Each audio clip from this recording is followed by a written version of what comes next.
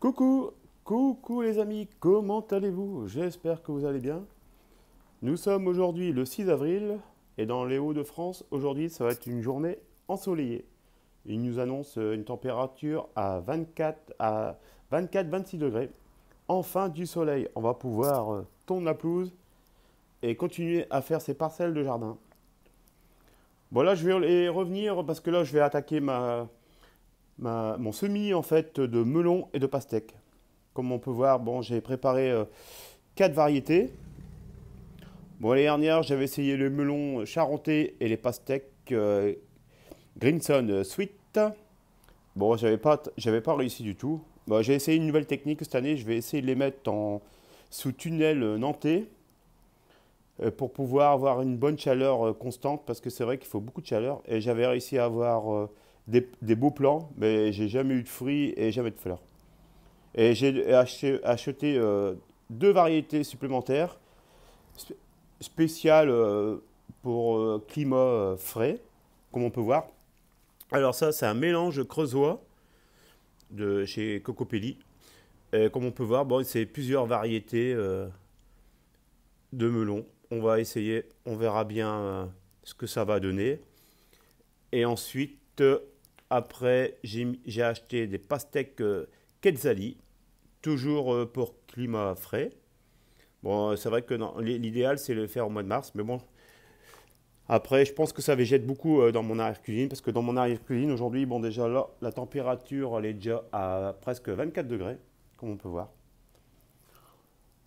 Bon, bah, j'espère que pour vous, tout se passe bien aussi au niveau des semis. Bon, les melons et les pastèques, c'est vrai que dans les Hauts-de-France, c'est un peu plus compliqué parce qu'il faut beaucoup de chaleur. L'idéal, je pense que il faudrait le faire en serre. Mais bon, comme j'ai pas de serre, j'essaie de m'adapter à mon climat. Et comme je voudrais réussir à tout prix, je m'obstine et j'espère réussir cette année. Bon, bah là, j'ai préparé des pots, c'est des pots de 11 et je vais mettre 3 graines par pot. Et je récupérerai le plus beau plan, le plus trapu, le plus vigoureux pour mettre directement dans le jardin. Après, je remonterai en fait dans un autre godet séparément quand ça aura bien germé. Bon, avant, je voulais revenir un petit peu, avant que je montre le semis pastèque et melon, je voulais revenir un petit peu de mes plantations que j'avais fait, enfin mes semis de fleurs. Comme on peut voir, bah, les semis de fleurs se portent à merveille. Là, là c'est les cosmos.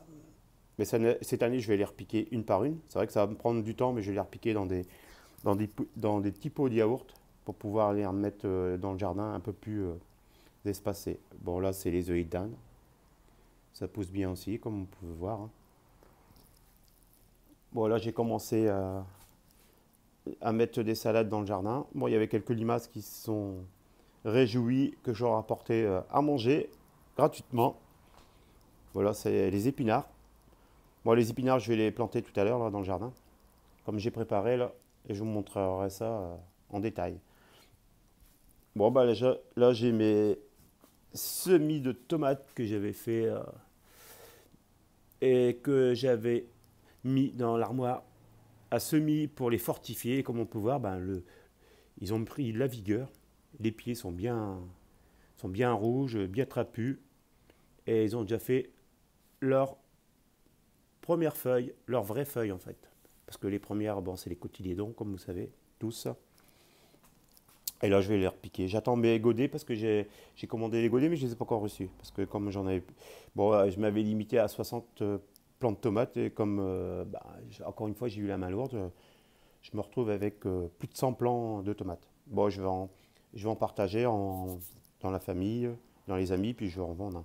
Parce que là, je ne vais pas pouvoir tout garder. Le terrain ne me permet pas. Bon, comme on peut voir, le rempotage, hein, ça, c'est les pics Berkeley. Bah, ça se passe très bien, hein. Il germe tranquillement. Bon, la nuit, à 8 degrés, 10 degrés. C'est vrai que dans les Hauts-de-France, les températures ne sont pas excessivement froides. Bon, là, je ne les ai pas arrosés depuis que je les ai rempotés. Je les ai rempotés exactement le... Ouais, je sais plus trop. Ouais, le 24, ouais. 24 mars. Voilà, ça pousse bien. Là, c'est les blettes. C'est un peu chétif, mais bon. Après, je vais les remettre en pleine terre directement. Comme ça va prendre. Après, là, c'est le mesclin. Le mesclin, c'est vrai que j'ai tardé un peu. Il pousse bien. Il pousse bien dans les plaques alvéolées, mais là, il faut que je les mette dans le jardin parce que sinon, ça va faire que des petites feuilles, ça va faire des jeunes pousses. Bon, après, les jeunes pousses, c'est bon hein, à manger, mais bon, après, moi, je veux quand même de la quantité. Alors, il faut que je mets ça, tout ça au jardin. Bon, bah, les piments, excusez-moi, les épinards Lagos, ils sont bien, hein, ils se portent bien. Ça va être bien au jardin. Et là, au jardin, bah, je vais pouvoir bientôt attaquer bah, le semis de radis avec les carottes mélangées, comme ça m'éparpille bien. Bon, je vous montrerai ça tout en vidéo directement dans le jardin. D'ici ce là, normalement, je devrais avoir mon support, ça sera beaucoup plus simple. Ah bah, mes amarantes, comme on peut voir, ils ont eu du mal à sortir, et là, ils sont sortis. J'aime bien ces fleurs-là, ça apporte de la couleur dans le jardin. J'aime bien tout ce qui est rouge, à couleur pourpre. Voilà, c'est toujours des blettes, hein, comme on peut voir. Ça se passe bien, ça pousse. Et là, alors là, c'est les zinnias que j'ai repiqués individuellement dans des pots de yaourt. Ça, c'est les lavataires, couleur rose et blanc. Ça a bien poussé aussi. Bon, ça, c'est mon rempotage que j'avais fait la dernière fois, le 1er avril, exactement ce que j'avais noté sur. Et comme on voit, ben, les plants se portent bien. Mais cette année, j'ai essayé de voir pour les mettre plus vite à l'extérieur, parce que comme à chaque fois, j'ai un souci, chaque fois que je les mets dehors, ils prennent un coup de soleil et les feuilles ils deviennent jaunes, hein, enfin blanches exactement comme s'ils avaient attrapé un coup de soleil. Et je pense que je les acclimate pas assez vite à l'extérieur et après, ben, quand je les mets en pleine terre, ben, ça retarde bien, en fait tout ce qui est fruits et tout parce que bah, on perd 15 à 3 semaines, hein, 15 jours à 3 semaines. Bon là, là c'est mes ails que j'avais mis en godet. Comme on peut voir, bah, ça pousse bien. Je vais pouvoir les replanter en pleine terre. Bon, ça c'est vrai que c'est une solution que j'avais pris à Lélé. Lélé m'avait expliqué comme quoi elle faisait tout en godet, même ses oignons et tout. Et c'est vrai que bah, il y a un bon résultat. Bon, là, c'est mon semis de fèves.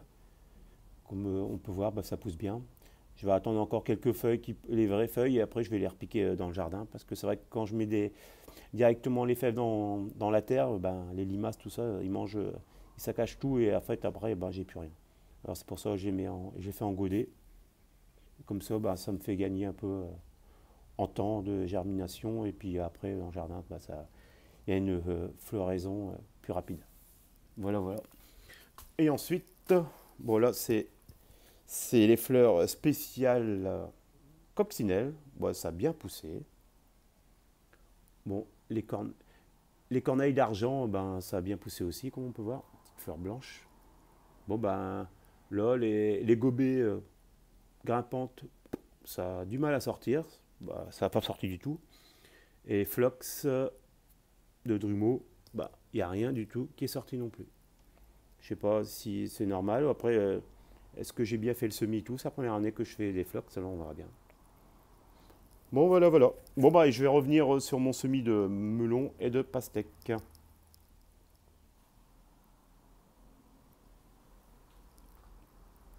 Bon, là, comme vous pouvez remarquer, j'ai mis tous mes étiquettes, parce que les étiquettes, c'est important pour bien se repérer, parce qu'avec tous les semis qu'on a après, c'est compliqué de s'y retrouver.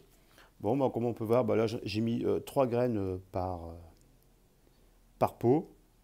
Et après, je garderai les deux plus beaux plants pour les repiquer individuellement dans un autre godet de la même taille, mais individuellement. Donc, comme on peut voir, je mets 3 graines et surtout bien respecter la profondeur. En fait, la profondeur de la graine, il faut l'enfoncer en fait de la même taille. Si vous voyez, bah, là, ça fait à peu près 1 cm.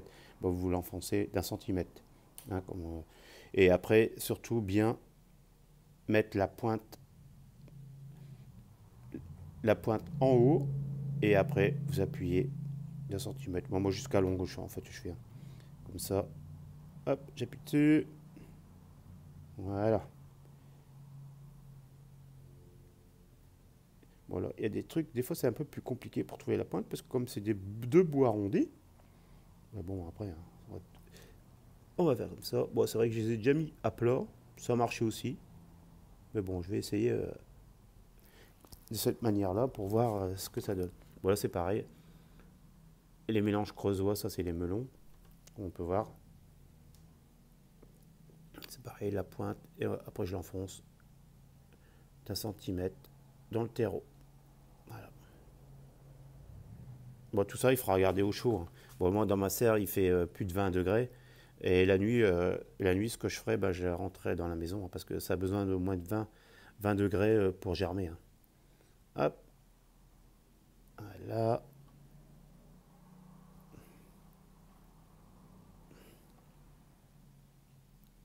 Dites-moi si, par exemple, dans le nord, si vous réussissez les melons, de quelle manière que vous faites? Est-ce que vous faites dans une serre? Est-ce que vous mettez un paillage au sol? Est-ce que vous mettez un film noir pour accentuer la chaleur de la terre? Tous vos commentaires, tous vos remarques seront bien les bienvenus parce que ça, c'est une culture que je maîtrise pas du tout, hein. Et à chaque fois, c'est un essai. Bon, après, c'est toujours des échecs. Si, bah, j'ai de la verdure qui pousse dans le jardin. Mais c'est pour ça que cette année, je l'ai essayé en tunnel nantais, comme je vous ai dit précédemment. On verra le résultat. Bon, là, je vous montre tous les graines. Moi, je vais aller un peu plus vite parce que là, sinon, c'est vrai que ça va venir un peu rébarbatif. Hop, voilà. Ah, là, la graine, elle s'est collée avec l'autre. Voilà. Faut bien les enfoncer, hein, n'ayez pas peur, hein. 1 centimètre. Comme c'est des grosses graines, ça va germer. Et ça va vraiment sortir du terreau tranquillement. Voilà. Bon, après, on recouvre bien. On appuie. On égalise, hein. Enfin, moi, je fais au doigt. Mais bon, après, vous pouvez le faire. Ça va plus vite, hein. Voilà. Hop. Ah, puis là, ça fait plaisir parce qu'il a refait un peu de soleil dans le nord. Parce que là, c'est vrai que nous, la pluie, on n'a pas été épargné, hein. Je le répète souvent, mais après, quand on est passionné de jardin comme moi et vous, c'est vrai que c'est désolant. Puis en plus, quand on regarde les autres travailler au jardin, qui sont déjà à une avance, quand je regarde des fois, bah, je regarde souvent des fois Olivier aussi. On a l'impression que c'est déjà l'été chez lui, hein. Comme on peut voir, bon, après, c'est pas le même climat, c'est un climat méditerranéen. Et après, ben, j'arrose avec de l'eau tempérée, hein, comme on peut voir. Hop, on arrose bien. Faut pas hésiter. Surtout, bien s'assurer que les graines ne remontent pas à la surface, surtout, hein. Voilà.